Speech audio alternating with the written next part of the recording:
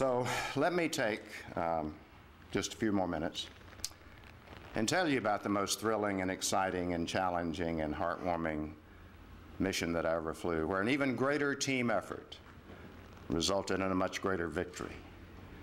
And it was the rescue of Roger Locher, L-O-C-H-E-R. Roger Locher was shot down on the 10th of May in 1972, and for 22 days there was no word. We carry survival radios right here in our survival vest, one on each side, lots of extra batteries, because there's no way to make that rescue without the communication link. Proper communication, so important in every single thing that we do, every day, all day long, isn't it? Think about the problems caused, the time, the money, the effort, the resources wasted by miscommunication. It's unbelievable. We went back in that afternoon and called on the radio. There was no answer. Went in for days thereafter. There was never any reply. We finally decided that he must have been killed or captured. Yet he never came out on the captured list that the North Vietnamese like to publish every few days. Well, 22 days later, we were flying in the same area. There was a break in the radio chatter. You can imagine with 20 or 30 airplanes all on the same frequency, all trying to talk at the same time, particularly when they're shooting at you. It does get a little busy, would you guess? And I've got a few seconds of tape to give you a feel for what it sounds like under those circumstances.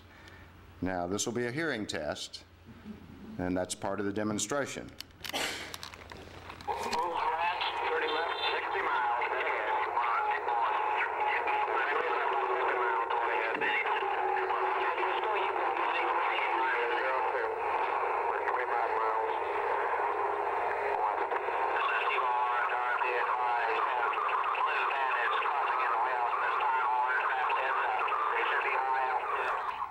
At last transmission, this is T-ball on guard. Be advised we have blue bandits crossing into Laos at this time.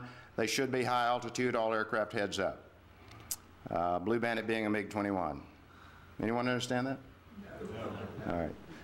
I'm going to play that last segment over and listen very carefully and see if you can hear some of the words. This is T-ball on guard, emergency frequency. It's T-ball on guard. Be advised we have blue bandits crossing into Laos at this time. They should be high altitude, all aircraft heads up.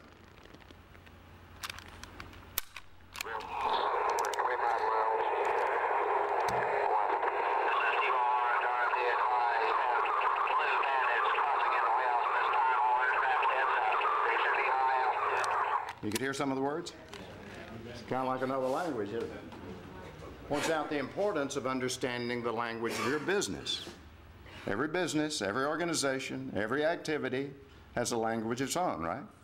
We don't have any attorneys or accountants in here, do we? You never can figure out what those people are talking about. Anyway, there's a break in the radio chatter. Call comes over the air.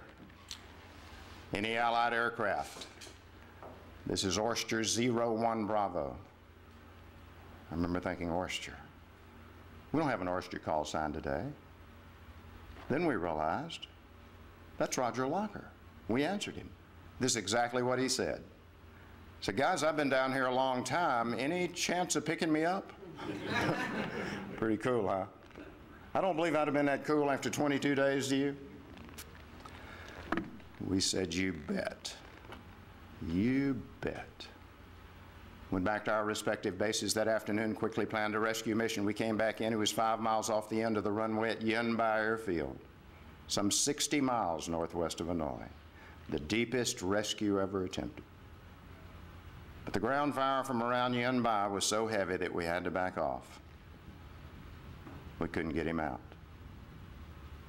Went home that night, as you can imagine, we're pretty down, pretty frustrated. This is our friend.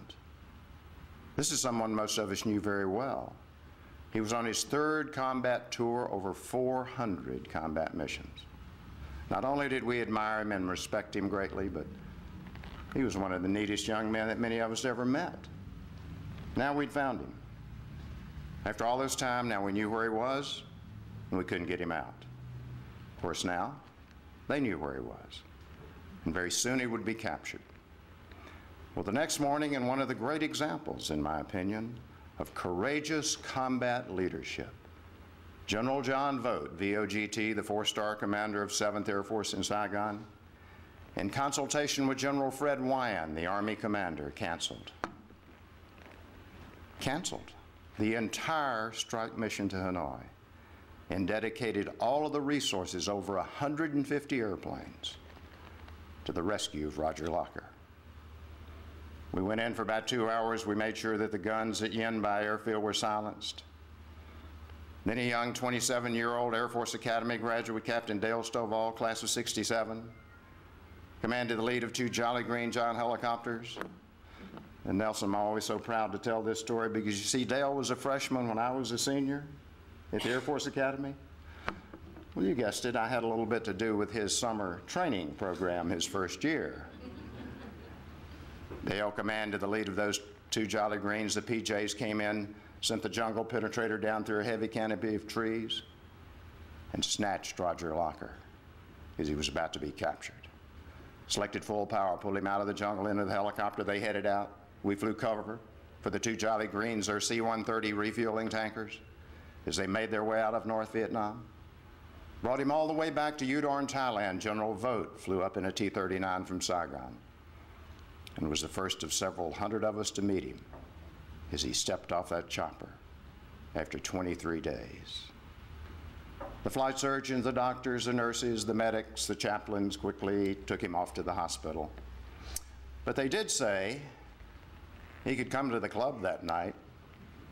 1900 hours, 7 p.m. for 30 minutes, and the word spread. And the club was totally jam-packed. And at 7 p.m., Roger Locher, washed, fed, shaven, and dressed in a uniform that we used to call our party suit, walked in the front door. Applause broke out that lasted for over 20 minutes as he made his way through the crowd, shaking hands with friends. A magnificent experience of human emotion, an incredible victory, a total force, joint rescue victory against all odds with no losses. And when we think about that and analyze it and compare it, say, to the theme of that movie, Platoon, which suggested that we shoot each other in the back. And then we come to fully understand the effort to which we will go, the resources we will commit, the risk that we will take to rescue one crew member, one American, one ally. Isn't it a very powerful statement about what kind of people we are? About the value that we place on life, on freedom, and on the individual. And about the marketplace in which we all operate, which is defined by tremendous respect for the individual and for economic freedom. Of course, as you well know, without economic freedom, we ultimately lose all other freedom. See, President Scott, this is what I believe it's about.